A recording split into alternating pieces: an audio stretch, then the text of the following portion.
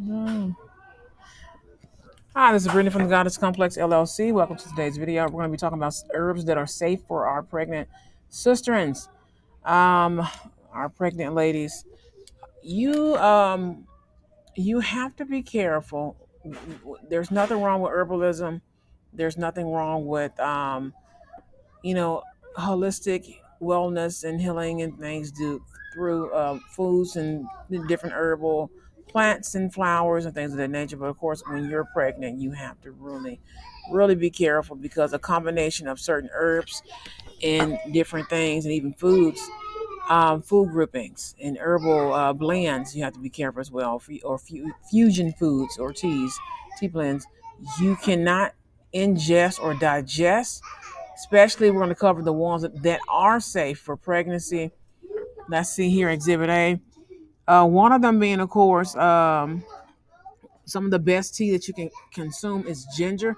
Ginger is one of those universal cure-all, similar to peppermint and similar to maybe turmeric or something of that nature, and lavender and several other different things. Where lavender, you have to be careful when you're pregnant about ingesting and taking it on a higher dose. Some of these herbs you can take on a low dose. You have here ginger, lemon balm. You have linden flower, orange peel, citrus peel, and rose hip. Rose hip is beautiful, beautiful, beautiful, beautiful for floral herbs for your beautiful teas. Especially, it helps with the sacral chakra and even the root chakra point, but especially mixed with the ginger. So just take the ginger and lemon balm and put it in a tea kettle, or if you're like me, I make mine in a very large pot because I drink it more so on a consistent basis. I do recommend 2 to 3 cups a day minimum when drinking herbal teas, roots, and lemons and things. Just be conscious and beware. Not all roots and herbs and flowers and pedestals and plants can be brewed together, and a lot of them, especially certain barks and things like that, to make certain things like bitters and certain fusion tea blends, cannot be ingested. You may have one ingredient that actually induces pregnancy, and it could cause a miscarriage, or actually there's some that can maybe speed up the heart rate and blood pressure and things of that nature. Maybe it's too caffeinated, so you have to watch the different combinations of herbs and things in your pregnancy.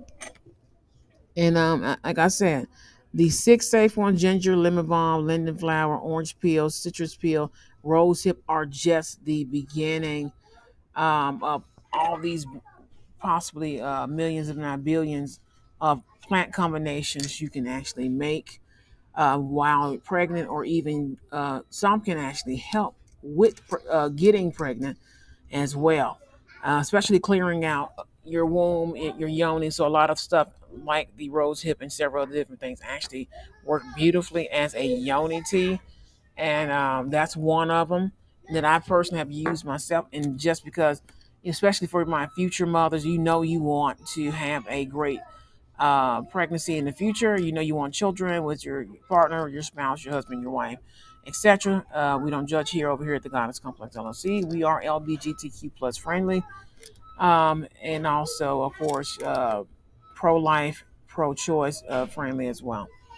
Um, but of course, if you are, for a fact that you want children. You know for a fact that you are looking forward to getting pregnant in the future.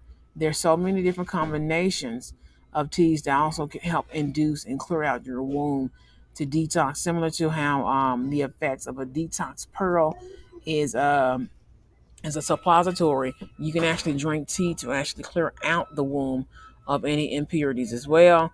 You can actually make your own brews, bitters, kombuchas, and other different things as well. You have here, it says here, herbs that are considered safe in pregnancy are those that have a long safety record of traditional use in pregnancy. Also, are free of poisonous and toxic biochemical components, do not cause uterine contractions, which is one of the reasons why you cannot mix certain roots and also certain other florals together, because they're just too toxic for the gestation period, and also different trimesters of the baby, phasing of the growth of the child in the womb. Do not A lot of them do not alter blood flow or to the uterus. Do not lead to birth defects, and do not cause nutrient deficiencies that could negatively impact pregnancy. Have no action that could be harmful to either a pregnant woman or her fetus, i.e., laxative, sedative, prerogative, and etc. Things like sienna leaf, things like green tea mixed with, let's say, what else is it? I can't remember the name of it. If I see it, I'll remember it. But things like sienna uh, can really, really, really, really, really induce a lot of fecal matter, which also is pulling out of the system, which can be very dangerous when you're pregnant. So you have to be cautious of that. It states here the herbs listed below are considered to be generally safe for pregnancy. However, it is best not to take any medication or herbal or otherwise, which is holistic or natural medication or homeopathic medicines during the first trimester of pregnancy, as this is the most sensitive time of development for the fetus. So during that time, what you're going to do, like I said, the original six, I would stick to that plus anything that is normally put it on the back of the tea boxes. But if you're doing pure herbs and pure this, you make sure you do your own research. These are just a few combinations. At, of course, above is the safe approved. Below, these are herbs that you cannot, I repeat, cannot actually take. So, a list of herbs that should be avoided: peppermint. It says that herbs that can be used in moderation in pregnancy. So, herbs that can be used on our little list below here: peppermint. Of course, you have anise and nettle. Nettle really was sticking out as I was doing this research a little while ago, well, a little while back. So, nettle, cramp bark, black haw, and corn silk. Another part of it: spearmint, nutmeg, watercress, basil, oregano, marjoram, parsley. Basically your typical herbs and spices and other different things as well. Black pepper, peach seed, rosemary, savor, milk, thistle, fungric, slippery elm, which would be great for pregnancy.